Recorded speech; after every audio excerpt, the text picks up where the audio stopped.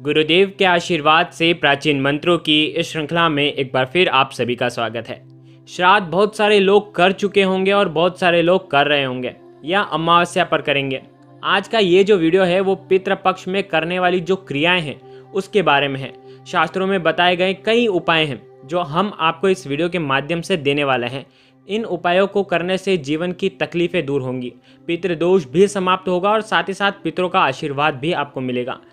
पितरों का आशीर्वाद जीवन में होना बेहद ज़रूरी है ताकि जीवन में उन्नति हो, प्रगति हो, सफलता हो और जो भी जिसमें भी आप कामयाब नहीं हो पा रहे हैं उसमें आप कामयाब हो जाएं। इस प्रकार से जीवन की बाधाएं जो भी आती हैं पितृदोष से जुड़ी हुई, तो पितृदोष को दूर करना है और पितृपक्ष में ये उपाय करके अपने जीवन को धन्य बनाना है। ध्यान रखें, साथ साथ इस वीडियो के अंदर हम आपको कई ऐसी महत्वपूर्ण जानकारियां भी देंगे जो आपको पितृदोष को दूर करने में, पितृदोष को समाप्त करने में बेहद काम आएगी। तो इस वीडियो को अंत तक जरूर देखिएगा ताकि आपके जीवन से विघ्नों का क्षय हो जाए। ये जो उपाय है ये आप पूर्वजों की तिथि पर भी कर सकते हैं और साथ ही साथ अमावस्या या एकादशी के दिन भी कर सकते हैं। भगवान से यही प्रार्थना करते हैं कि आपकी पितरों की आत्मा को शांति मिले।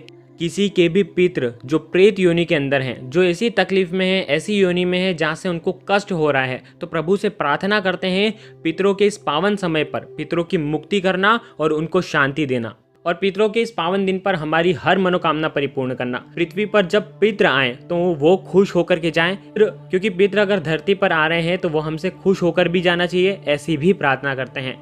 कहा जाता है कि हरिद्वार, वाराणसी यानी कि काशी, बद्रीनाथ, इलाहाबाद, मथुरा और जगन्नाथपुरी में एक बार अपने पितरों के नाम से अगर तर्पण छोड़ दिया जाए तो कहते हैं आपको श्राद्ध बार बार नहीं करना पड़ता। लेकिन इससे सबसे पहले नंबर पे अगर बात करें तो गया की है। वहाँ पर अगर आप करते हैं तो आपको बार बार तर्पण श्राद्ध बार बार नहीं करना पड़ता। लेकिन हम तो कहते हैं कि आपको हर साल करना चाहिए, हर अमावस्या पर करना चाहिए। क्या हो जाएगा, थोड़े से कुछ उपाय अगर कर लेते हैं तो क्या हो जाएगा, आपके पितर आपसे प्रसन्न ही होंगे। बहुत सारे लोग पूछते हैं कि कोई ऐसा पेड़ बता दीजिए कि जिसकी पूजा कर लें, जिसको लगा लें, जिसकी परिक्रमा कर लें तो उससे हमारे पितृदोष समाप्त हो जाएं। पितरों के नाम से वो पेड़ लगा दे तो पितृ खुश हो जाएं और साथ ही साथ हमारा वंश भी बढ़ने लगे। आज आपको जादुई पेड़ के बारे में हम आपको बताने वाले हैं जो आपको लगाना चाहिए, जिससे आपकी संतान की जो प्राप्ति है वो भी हो जाएगा और गौर पितृ दोष भी है वो भी समाप्त हो जाएगा। साथ ही साथ ये पेड़ आपके पितृ को भी बहुत खुश करेंगे। देखिए, तुलसी जी का पौधा लगा सकते हैं, पीपल का पौधा लगा सकते हैं, ये पौधे आप कहीं पर भी लगा सकते हैं। नीम का पौधा है, केले का पौधा है, आंवले का पौधा है और कुशा का भी पौधा जो है वो अगर आप दान करते हैं पितरों के नाम से, 2-4 जितनी भी आपकी अनुकूलता है उस हिसाब से अगर आप दान करते हैं तो बहुत अच्छा रहेगा। इससे भी पितृदेव का आशीर्वाद आप पर मिलता है, आपको मिलता है। ये पितृपक्ष में आप किसी भी दिन कर सकते हैं या अमावस्या के दिन भी आप कर सकते हैं। इन 16 दिनों में पितरों को खुश करने के लिए ब्राह्मणों को भोजन करवाया जाता है। इसके साथ ही पंचबली यानी कि गोमाता, कुत्ते, कोए, देवताएं और चींटियों को भी भोजन सामग्री दी जाती है। खास तौर से खीर पूड़ी खिलाई जाती है। ऐसा करने से पितृदेव खुश होते हैं। लेकिन इसके साथ साथ एक और ख़ास चीज़ ये है कि पितरों को धूप बहुत पसंद है। जो धूप हम देते हैं वो बहुत पसंद है। अगर आप आपके घर में पितरों के नाम से श्राद्ध कर भी चुके हैं तो भी ये उपाय आप कर सकते हैं। आपको बहुत ज़रूरी होता है कि पितृपक्ष में ये उपाय करें। आप अमावस्या के दिन भी कर सकते हैं। आपको क्या करना है, एक उपला लेना है, जो कंडे का वो होता है, उसको जो गाय के कंडे का जो रहता है उस उपले को आपको क्या करना है, जलाना है। गैस पर जला दीजिए या आप थोड़ा सा कपूर डाल कर के जला दीजिए। जब वो जल जाएगा, महिलाएं सब जानती हैं कैसे जलाना है। उसके बाद आप क्या करें, जो बाउल होता है, जो मिट्टी का जो बाउल होता है उसमें आप रख दें और उसके बाद उसमें थोड़ा सा गुड़ डालें, थोड़ा सा घी डालें और पितरों के नाम से आप धूप दें। आप खीर पूड़ी का भी भोग दे सकते हैं। जो भी आपके घर में जितनी भी चीज़ें बनी हैं आप उनका भी भोग दे सकते हैं या आपके पितर को जो भी चीज़ पसंद है, जो आपको याद हो, उस चीज़ का भी भोग आप दे सकते हैं।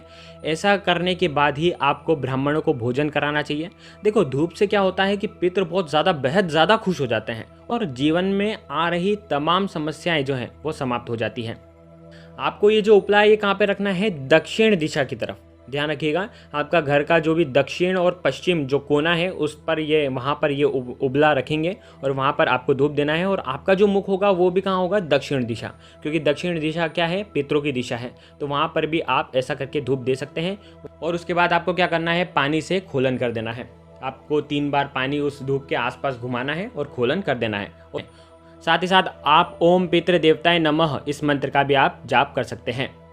शास्त्रों के अनुसार श्राद्ध करने के बाद जितना ज़रूरी ब्राह्मण को भोजन कराना है, उतना ही ज़रूरी कौवे, गौ माता और कुत्ते को भी भोजन कराना ज़रूरी होता है। माना जाता है कि इस समय कौवे जो हैं हमारे पितरों के रूप में धरती पर आते हैं और उपस्थित होते हैं। पितृपक्ष में एक थाली में कौवे को, गौ माता को, कुत्ते के लिए आपको भोजन निकाल के रखना चाहिए। अगर कौवे नहीं मिल रहे हैं तो आप किसी भी पक्षी को भोजन करा सकते हैं, लेकिन कौवे को खिलाते हैं तो सबसे उत्तम होता है। गरुड़ पुराण में लिखा हुआ है कि कौवे को यमराज का संदेहवाहक। श्राद्ध पक्ष में कौवे को खाना खिलाने से यमलोक में पितृ देवता को तृप्ति मिलती है। प्राचीन शास्त्रों के अनुसार यम ने कौवे को वरदान दिया था कि तुम्हें दिया गया भोजन पूर्वजों की आत्मा को शांति देगा। तब से यह प्रथा चली आ रही है। गौ माता को शास्त्रों में काफ़ी पवित्र माना जाता है।